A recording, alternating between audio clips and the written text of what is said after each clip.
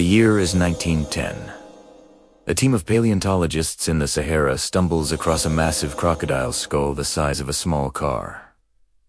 Scientists declare it the largest predator. They name it Sarcosuchus, flesh crocodile, and call it a 40-foot river monster that could snap dinosaurs in half and ruled Cretaceous waterways like an unstoppable armored tank. For over a century, that image stuck hard. Documentaries, books, and clickbait thumbnails all agreed. Sarcosuchus was the ultimate freshwater tyrant.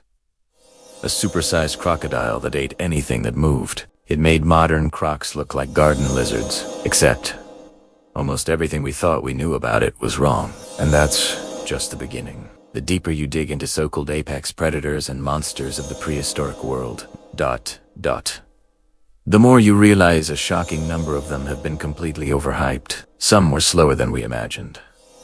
Some had weapons that were more show than substance. Some were pickier eaters than your average house cat. And some were basically just very large, very specialized animals. They got lucky for a few million years before reality hit them hard. Let's start with the one that fooled us the longest in the river category.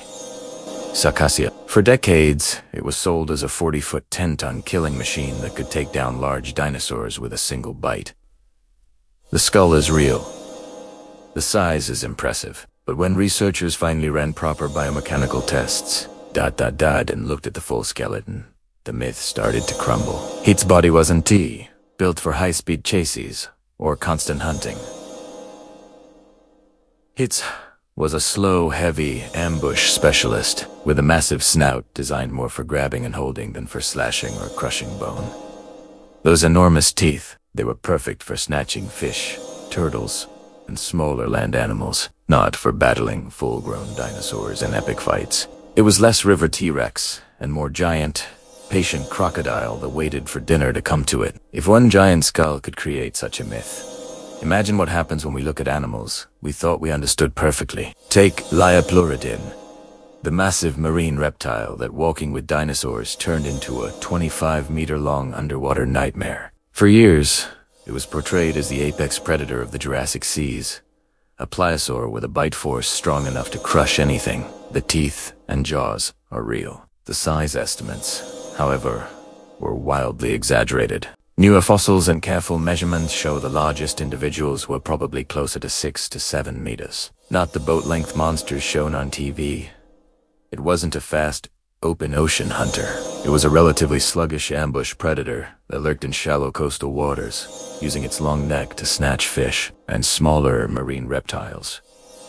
The ultimate sea monster turned out to be a specialized coastal lurker that couldn't survive far from shore. Then there's Andrewsarchus, the giant caiman from the Miocene that documentaries love to call the biggest crocodile that ever lived. With a skull over 1.5 meters long, it was hyped as a river monster capable of eating anything, including giant sloths and early humans.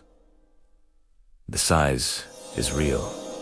The terror, not so much. Biomechanical studies show its bite was powerful for crushing shells and bone, but its body was bulky and slow. It was perfectly adapted for the warm, swampy rivers of ancient South America. But when those rivers dried up or changed, Andrewsarchus had no backup plan. It was a highly specialized giant that thrived in one narrow niche, until the environment shifted and the niche disappeared. Even the famous Smilodon, the saber-toothed cat that everyone pictures hunting mammoths in the Ice Age, has been overhyped. For decades, artists showed it as a ferocious pack hunter taking down giant prey with those iconic fangs. The teeth are real.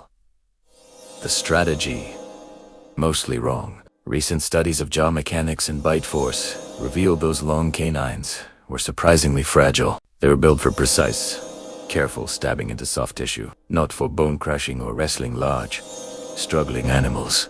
Smilodon was more likely an ambush predator that used its powerful front legs to pin prey down, then delivered a quick, surgical bite to the throat. If it missed or hit bone, it risked breaking its own weapons. The Ice Age lion was actually a specialized knife-wielding specialist that couldn't afford many mistakes. But the pattern gets even more embarrassing when we look at animals we thought we understood from a single bone. In 1924, Paleontologists found one enormous skull in Mongolia and immediately declared it the largest land predator ever. They named it Andrewsarchus and spent decades reconstructing it as a wolf the size of a small truck, a lone hunter stalking the Eocene floodplains. The problem? They only had the skull.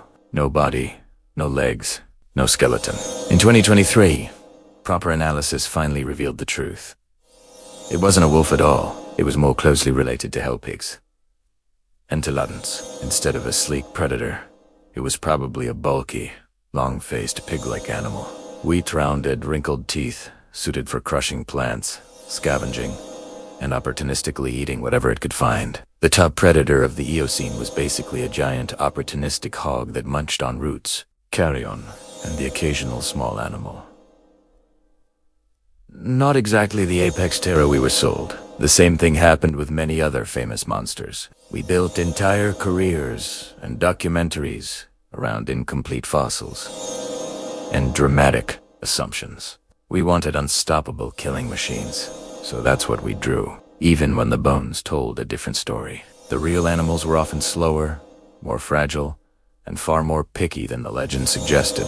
They survived, not because they were the strongest or fastest, but because they were perfectly tuned to one very specific slice of their world. Evolution doesn't care about looking cool in documentaries. It cares about survival in the moment. The apex predator label gets slapped on animals that were really good at one very narrow niche until the world changed and that niche disappeared. The next time you see a documentary showing some ancient beast as an invincible super predator, remember, T's paleontology is full of humbling lessons. Almost every monster we've reconstructed has turned out to be slower, weaker, pickier, or more vulnerable than we originally believed. And that's exactly what makes the real story so much better than the myth. It reminds us that nature is messy, opportunistic, and rarely follows the neat Hollywood script. The real prehistoric world wasn't an arena of flawless gladiators. It was a complicated, ever-changing ecosystem full of specialists trying their best with the bodies they had. Many of these animals thrived in very specific conditions,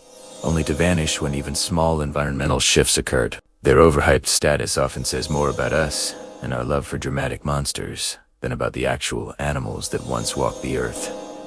The more we study them, the more we realize that being the biggest or scariest didn't guarantee survival. Adaptability did. And in many cases, the monsters we feared most were simply animals doing their best in a world that eventually moved on without them. Size, teeth, and scary names don't equal dominance.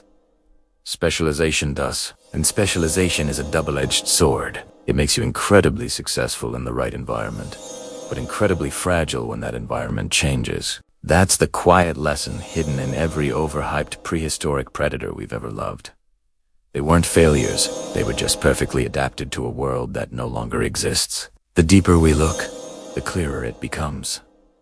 The prehistoric world was never a battlefield of invincible super predators. It was a complex web of specialists, each finely tuned to its own narrow slice of reality. When that slice shifted, whether from climate change, competition, or simple bad luck, many of these monsters simply couldn't keep up. Their stories aren't just about teeth and claws. They're cautionary tales about how even the most fearsome giants can disappear when the rules of the game change. And that lesson feels more relevant today than ever, as our own modern world faces rapid environmental shifts that are testing the adaptability of every species on the planet, including our own.